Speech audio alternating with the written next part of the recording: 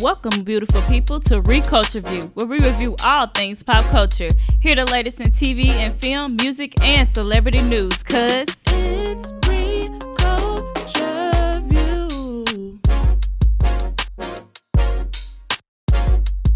Hello, everyone. Welcome back to a brand new episode of reCULTUREview. I know everyone along with me is saying, finally. My last episode was last year before the semester got out, and of course, I've been on winter break.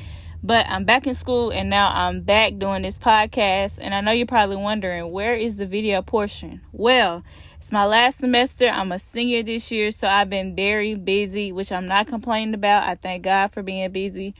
But the podcast without the video is the best way for me to continue to do reCULTUREview because I don't have that much time.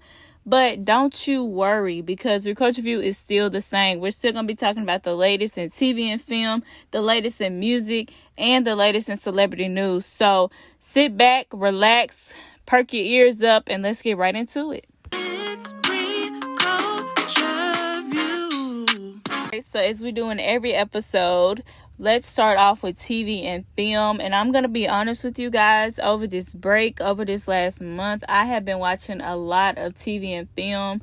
I don't know what got into me, but I just been not necessarily bored, but like when I have free time, I'm just like, you know what? I want to watch TV and I want to watch a movie. So that's what I do. So needless to say, Netflix, Hulu, and even just regular cable have been my best friends recently. And one thing that I've come to love is a lot of international movies, especially Italian movies and Spanish movies. And it's just so interesting to me to see how the story unfolds because they have a different film style than what we have in America or what they have in England, which is kind of similar to me. So it's just very interesting to see how they deal with characters, how they deal with different scenarios than us. So if you're looking for something to do, you want to expand your horizons, I say go on Netflix and just watch some international movies.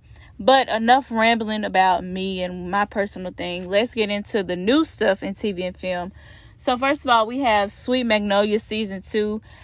Now, this is a crazy story. This has become like one of my favorite shows. And I didn't even know about the show. It had came on Netflix in 2020. And this was in the height of quarantine. So randomly, I'm going through Netflix. I'm really bored. And I see Sweet Magnolias. So I watched the trailer. I'm like, this looked like a Lifetime / Hallmark TV show. And I'm like, I don't know. But once again, it was quarantine. So I'm like, you know what? Let me just go ahead and watch it. And when I say I love it, it does still have that Lifetime vibe that I thought it would. But it's very, very interesting. It's about 3 friends living in a small town of Serenity, South Carolina. And I don't know if I relate to it because I'm a small town girl in Mississippi. But it's just, it has a lot of heart, which I really like. However, here's the but. Season 2 was kind of a letdown, especially when you think about season 1 being all the way in 2020 and now it's 2022 and we just got a season 2. And it's the fact that season 1 was left on a cliffhanger. So in certain plot points in season 1, I thought were going to be addressed in season 2, and they were just very different than what I thought they were going to be. It was still a good show, but if they get picked up for season 3, I really hope they turn it around. And looking at some of the tweets that I saw, I wasn't the only one. So I hope the negative feedback from season 2 doesn't hinder them because I still think it's a good show. I still think it's needed in today's society. So I just hope they figure it out and get it together. But I'm not saying all that to say you shouldn't watch it, because you should, because you might have a different opinion than me. Anyway, moving on, we have a new comedy show called Abbott Elementary. If you're on Black Twitter, as us Black people like to call it, then you would know that everybody is like loving Abbott Elementary, and I am no different. It's about a school in Philadelphia, I believe, called Abbott Elementary, and it's kind of a mockumentary. So think of like The Office, think of Parks and Recreation, where the characters know there's a camera and they're doing like side interviews, they're looking at the camera, talking to the camera, and it's just a really funny show. Of course, I'm not a teacher. I don't have that many teachers in my family actually, but from looking at Twitter, people who are teachers are saying this is so funny, it's so relatable, it gets their mind off of school. And I think them doing like a documentary style was the best thing for it, because it's just so funny, and the kids are so funny, and the storylines are so good. So I hope this show has many, many, many more seasons to come, because season 1 is amazing. Next, in TV and film, we have a new Netflix show that I just finished watching this past weekend. It's called Murderville, and it's starring Will Arnett and some more people. And it's on Netflix. And what really brought me to this show is the premise. So basically, Will Arnett, he's playing a detective, and he has a script. However, every episode, he has a different partner to help him solve a murder case. And the partner is a celebrity. Some celebrities on this season is football player Marshawn Lynch, Sharon Stone, Annie Murphy, Conan O'Brien, and 2 more people. I can't remember who. But anyway, the celebrity partner, they have no script. So they're improvising the whole time. And it's just so funny. My favorite episode is Marshawn Lynch, because he really throws himself into the murder.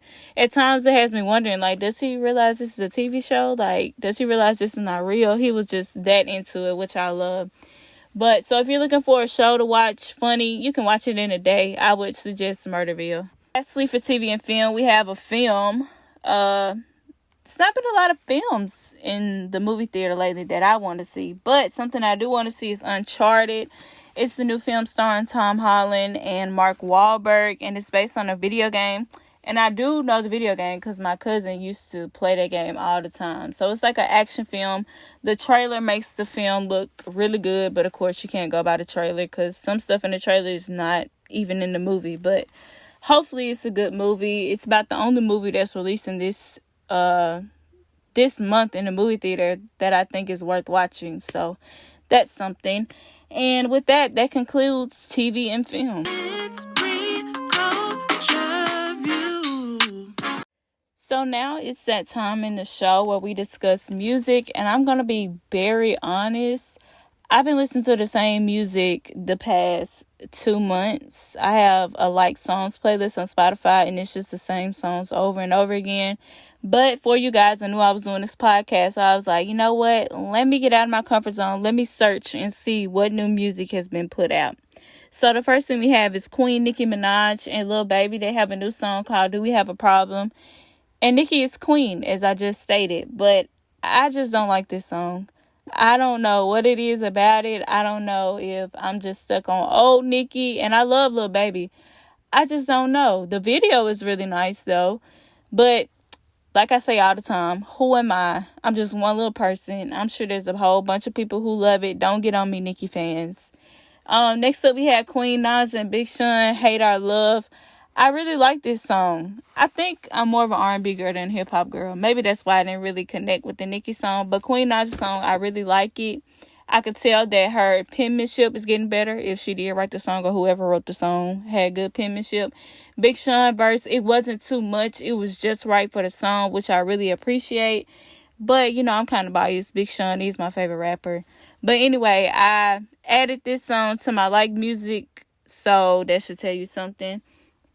Next in music, we have 2 Chainz. He released a new album, Dope Don't Sell Itself.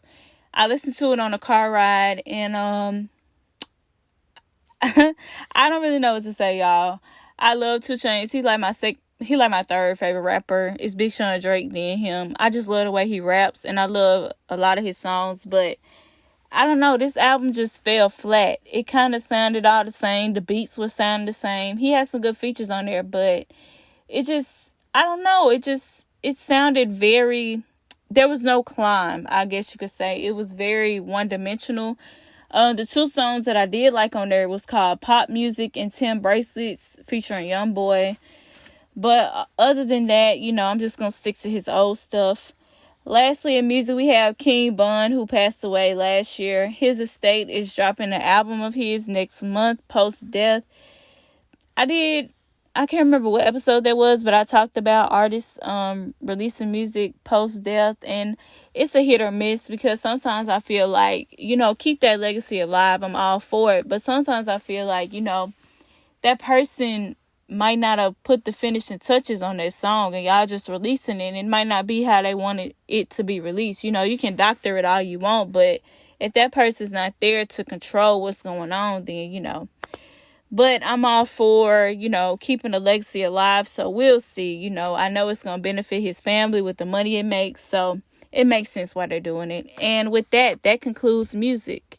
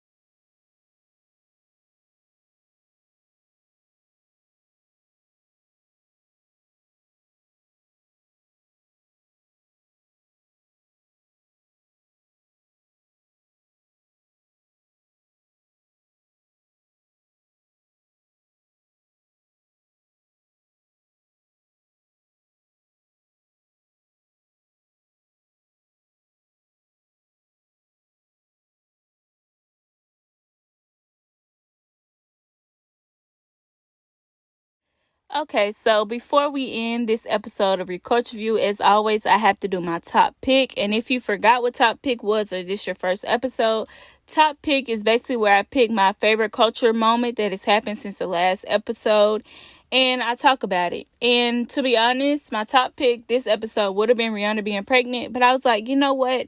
Let me just put this in celebrity news and I'll figure something else out.